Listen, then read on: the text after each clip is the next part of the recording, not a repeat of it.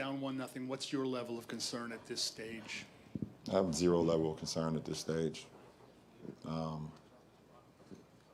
didn't go to college, so it's not March Madness. We have another opportunity to be better as a ball club coming in Tuesday night, and we'll see what happens. On a landmark day for the legalization of sports gambling in America, which we'll get to in just a minute, probably a lot of people out there who would want to put some money on the Cavs in Game 2 after hearing those comments from LeBron. Yeah, hey there. Welcome to the SI Now. Ryan Aselta, Robin Lundberg, and the crossovers. Rohan Nadkarni is here. Guys, you heard LeBron. He's not worried. Rohan, should he be worried at this point after what we saw on Sunday? So I think LeBron is definitely playing a little bit of a game in that press conference there. I think he knows what he's saying when he has zero level of concern. He should be worried in the sense that any player in a conference final should be worried about their opponent, right? It's not supposed to be easy. We take it for granted how easy LeBron has made it look over the years. He's faced way more pressure moments in this against the Celtics specifically than he has, being down 1-0 in the series. I don't think he has zero level of concern, but there's some worry there. This is a good opponent. Well, here's why LeBron shouldn't be too worried. LeBron stunk in that game. Yes. If LeBron had been good, then there would be some real cause for concern, but he played about as poorly as you'll ever see. Now, we know he doesn't typically play his best in Game 1s. I think people forget he's so cerebral because he's so physically impressive, but he's 5-0 in the last Eastern series where he's lost a Game 1. He's actually 2-12 on the road in Game 1s for his career. They started 0-14 from 3. He was bad. I thought the rest of the Cavs players played better in the second half. LeBron just didn't do his part, which we know will not be the case in Game 2. Absolutely. I mean, you look at LeBron, he's earned the benefit of the doubt, right? I mean, he's been down 3-2 in Boston. He's been down 3-1 in the finals. He's seen worse situations than this. I will say in terms of LeBron not playing well, I am a little bit worried about, he just wasn't able to get good looks at the rim yesterday. I don't know how much of that was him doing that thing where he likes to feel out, through a Game 1. So that's one thing I'd be a little bit concerned with as I was a Cavs fan. Robin said LeBron stunk yesterday. How much was it, though, LeBron stinking or the game plan that the Celtics threw with him? Because that was a different defensive game plan than LeBron has seen in the playoffs so far. Well, I think what he does in those Game 1s is assess what you're doing, and then that makes you a split second slower, right? Because you're thinking about it, and then somebody gets a hand on the pass that you typically might find Kyle Korver in the corner for. But the Celtics do have a very talented roster, and for all the credit that Brad Stevens has gotten, deservedly so, couldn't you argue Danny Ainge deserves more credit? Because no matter how many guys go down, whether it's Hayward or Kyrie, they've got another excellent player in their place. Yeah, I do think Danny Ainge has done an incredible job, and I'm guilty. I remember when he made the Kyrie trade, I was like, this is what you're going to do after all these years of the assets you've piled up. But I think the most remarkable thing Danny Ainge has done is put together a team that's kind of perfect for the style of play you want to play in the basketball. Between Jalen, Jason, and Marcus Morris on the wings in the playoffs,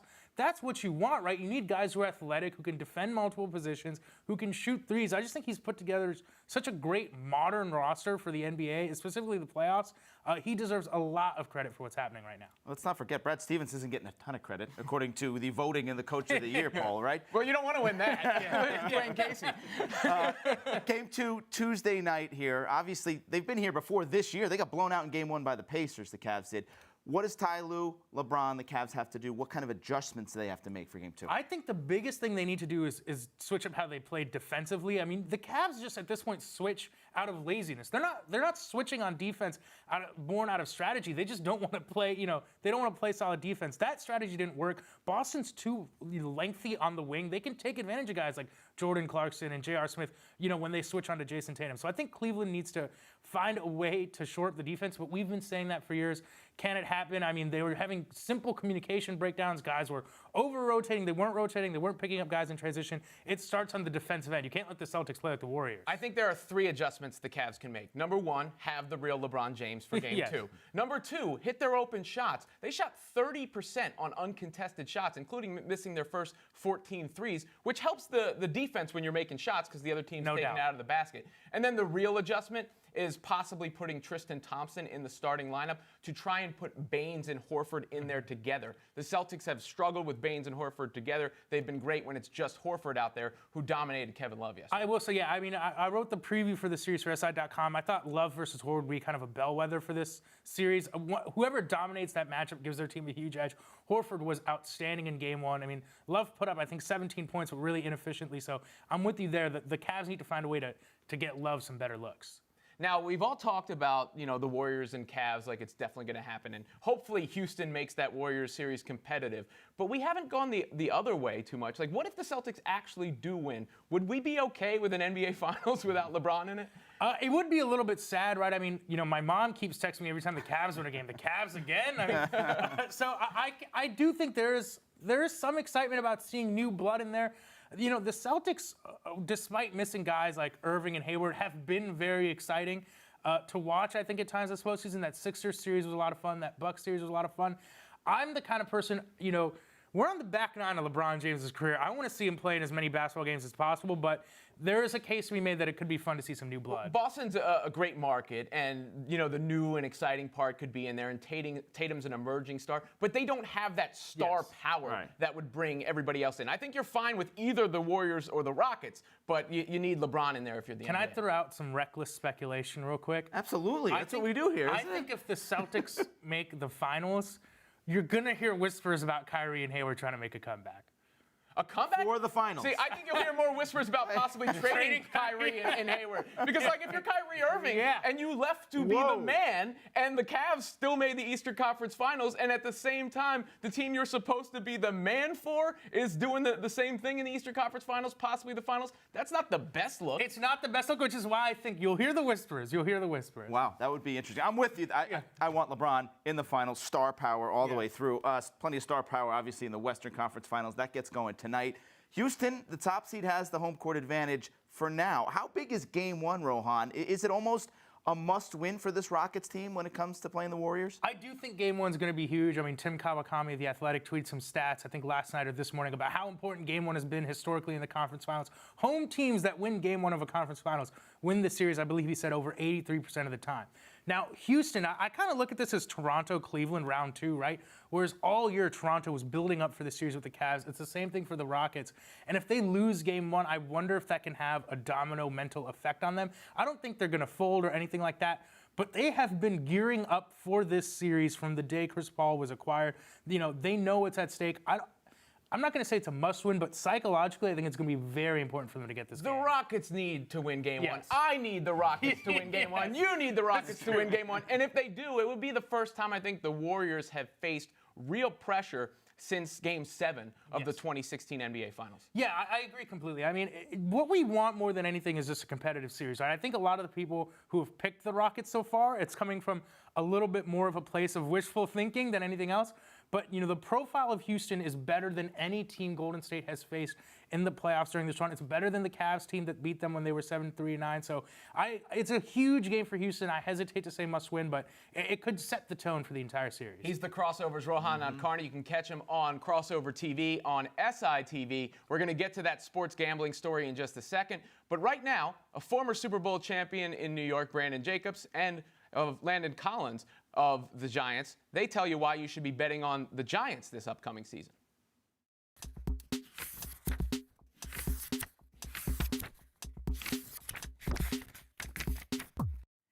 Landon Collins and Brandon Jacobs are here, guys. The second annual Landon Collins charity softball game is coming up, with proceeds going to the Tom Coughlin J Foundation. Last year was the first time you guys put this event on.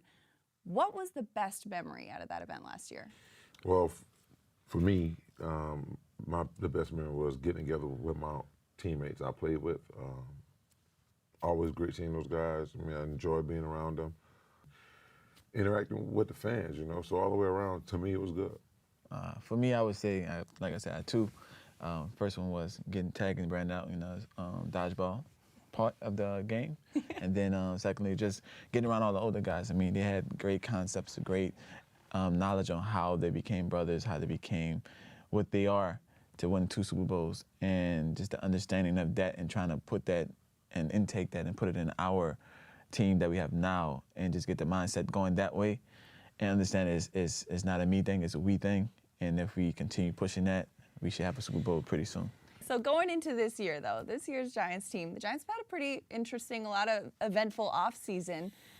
New coaching staff, new GM, made a lot of moves in free agency, got the 2nd overall pick in Saquon Barkley. What are your early anticipations for what you're going to see in Saquon? I mean, he's a running back like yourself. You see that talent there? Listen, I've been high on Saquon since week 1 of last year. Everyone else is just not finding out about Saquon. I've been high on the kid, astronomical football player. Seems like a great kid that they could not have picked a better person, a better football player with that number 2 overall pick. I think he's going to be one. I said I give it to the end of October, and he'll be the best back in the league. Wow, that's high praise coming from you, especially. I'm just telling you, I'm being honest. I think, yeah, that's going to be an interesting thing to see as well. But what's one thing that he needs to do to succeed, not only in the NFL, but in the New York Giants organization? He needs to be a leader. I think coming in as a younger player is never a bad thing to lead.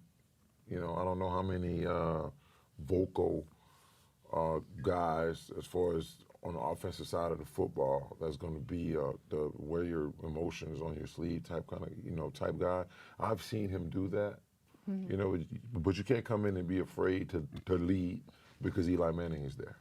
You know what I mean? You cannot be afraid to lead because Landon is there. You gotta, sit back for a while, watch them, and see what they do, then slowly make your way in. I think he needs to be a leader because he always gonna have something to work toward. You know, he can't let anyone down. All right, NFL Top 100 starting to come out recently. Landon, you were number 92 on that list. Mm-hmm. You think that's a fair assessment? No, not at all. I worked too hard to be 92. Does this motivate you to go out there and show what number you Motivate? should be on this Oh list? man, it's definitely fire lit. It's burning. It's through the roof right now because at the end of the day, I'm one of the best safeties in the game. And to Stop saying look, I'm gonna. It's okay to have respect for the other guys. It is, but you are the best safety in the National Football League. There you I go. appreciate that. There you go. But Brandon, where would you put I work- Landon on this list? Well, if I'm making him the best safety in the National Football League, if I value his position, it'd be top 10. If I don't value his position, it'd be top 50. It's all about how you value the position, and I think the safety role in the defense is very important. So I'm definitely putting him in the top 10 players because he's the best safety in the league. All right, Dez Bryant. We're going to talk about this guy. He has made it very clear he wants to play in the NFC East after the Cowboys cut him loose. Do you want to see Dez Bryant in a Giants jersey? I wouldn't mind it. You wouldn't mind I wouldn't mind it at all. I love the guy. I love his atmosphere, his hunger. I always want to be the best on the field, regardless of who's next to him, who he's playing against. At the end of the day, he wants the ball in his hand. He wants to prove everybody wrong, and he continues to try to do that. And I love that. I love that about the guy. Even though I've been playing him for the past 3 years, and we always been neck and neck. Oh, he's been going back and forth with Jackrabbit. At the end of the day, I love his game because his passion for this. He loves what he does. He's not in it for the money. He wants to play football. Yeah. I think it'd be fitting. Yeah. I think it'd be really good. I think Dez can still play. No question about it. Right. I think he can still play. So I think it'd be a good move if they were to move forward with it and take him. I think it'd be good. But right now we got to concentrate on beating these baby boys in the softball game. So if y'all want to check it out, LandonCollinsGame.com. There you go. Go grab a ticket. Let's get it done. It's coming up in June. Yeah, I can't wait. Giving out L's in all 3 categories: the home run derby, dodgeball, and the softball game. Look all at 3 this. L's to the 2-time champs. I'm just saying. The Just putting it out there. legends You can't versus the give a current two-time Giants champion a loss, man. taking on the softball field. Got to check this out. Thank you so much, guys, for joining us. Thanks for having me.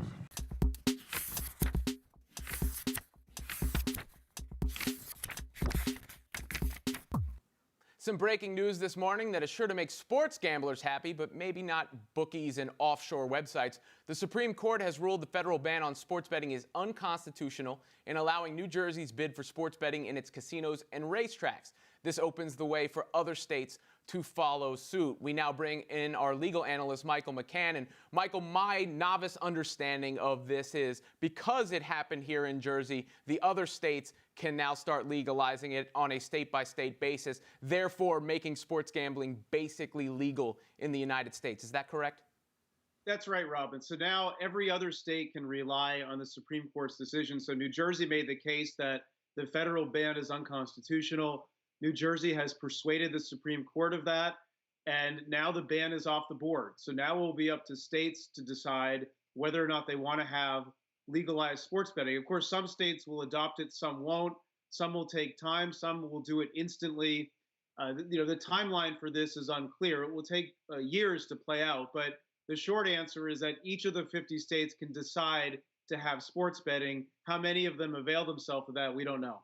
I think, Michael, the reports are possibly 32 states could be expected to legalize gambling on the state level. And let's talk about that. New Jersey was on the forefront of this, trying to legalize sports gaming to try to really revitalize Atlantic City, New Jersey. But the professional leagues, the amateur leagues, they countersued New Jersey. At this point, do leagues like the NFL, MLB, the NBA, do they have any legal ground to try to oppose what's been ruled today?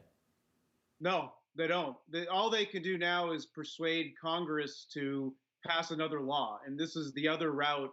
And this is something that Adam Silver has written about in an op-ed piece he wrote about a few years ago, saying the federal ban is bad. Let's get rid of that, but let's replace it with federal guidelines that ensure that every state plays by the same set of rules, because what's coming will be potentially 50 different set of rules. And that's not the end of the world. But for sports leagues, they would rather have one set of rules to abide by. But in terms of this ruling, it's over. The league's lost. New Jersey won. And they're going to have to follow the edict of the Supreme Court. Michael, on a state level, how much of a financial windfall could this be for the states? Obviously, there's going to be taxes involved here that each of these states that do legalize it are going to want a piece of the pot. Am I right? Yeah, advocates for sports betting have stressed the tax revenue component of any kind of law that would make sports betting legal, that there will be taxes that generate revenue for the state. That revenue could go for things that are for the social good, whether it's education, whether it's roads, transportation. Yeah, the government will want and demand money, and they're going to argue for years money has gone under the table without the government getting a cut. That's going to change going forward. You know, Michael, there's probably a lot of people going, okay, fine, but when? When can I start betting on my team or a random game that I'm watching or the conference finals in the NBA? When do you expect this to happen en masse where sports gambling will be legal and it will be commonplace?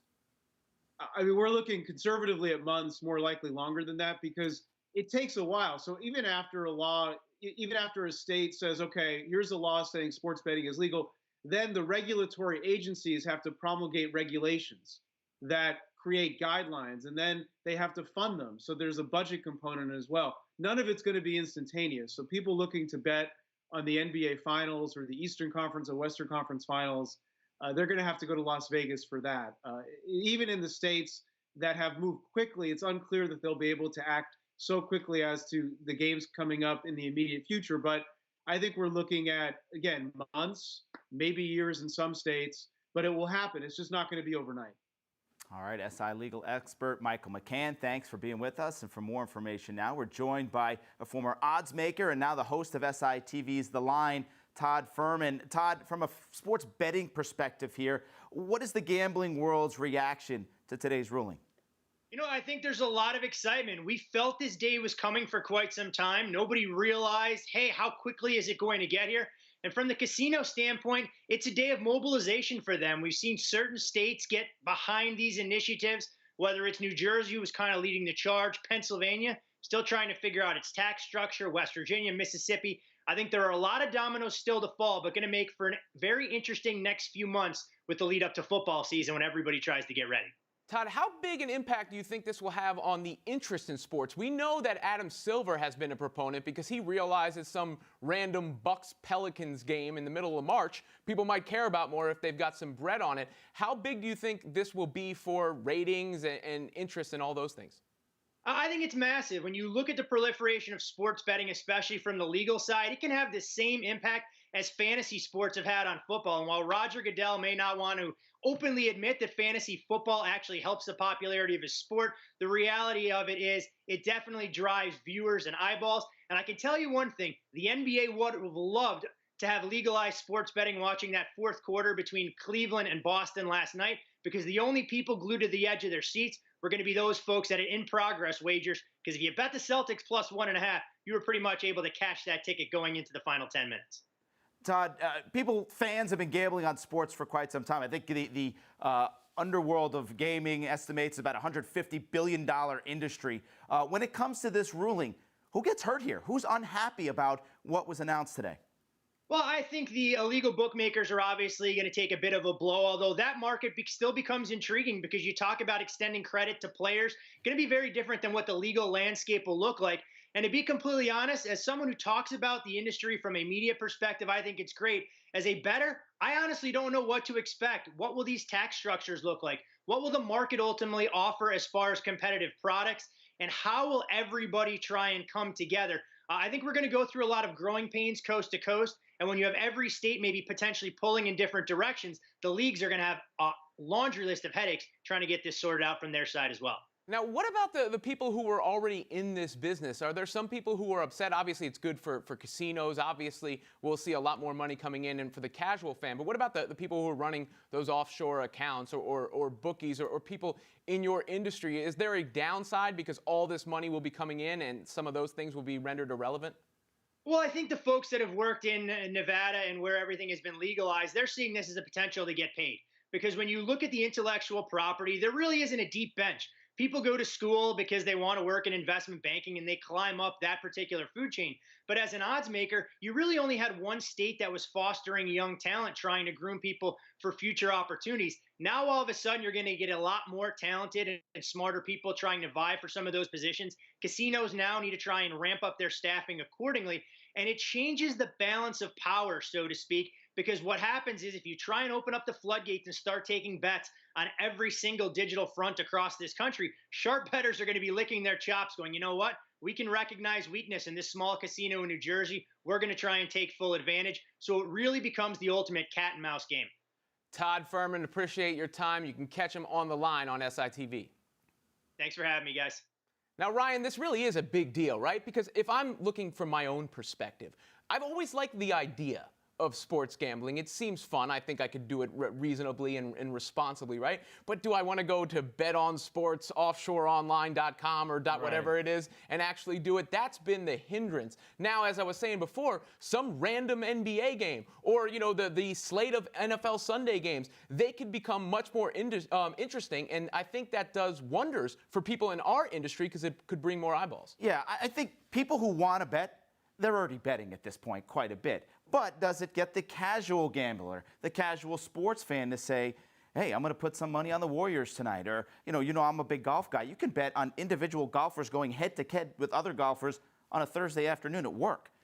Hey, you can do that legally now? That might draw some interest. So this has always been the pink elephant in the room with professional sports. These leagues know it benefits them, but they've been kind of the pushback saying it's not good for sports. It's not good for the integrity of the game. Except for the NBA. They've been pushing this. Right, Silver's been at the forefront of that. But I think this was a long way coming. I'm happy as a New Jersey resident. Atlantic City is going to get revitalized because of this. One city may completely boom because of this ruling. It sure needs it. Who would you bet on tonight, the Rockets or the Warriors? I'm going with the Rockets tonight, home team. The Rockets at home. All right, we'll have a reaction to that Rockets and Warriors Game 1 tomorrow. Same time and same place right here. In the meantime, for all the latest videos and updates, check out SI Now Live on Twitter. Happy Monday. See ya.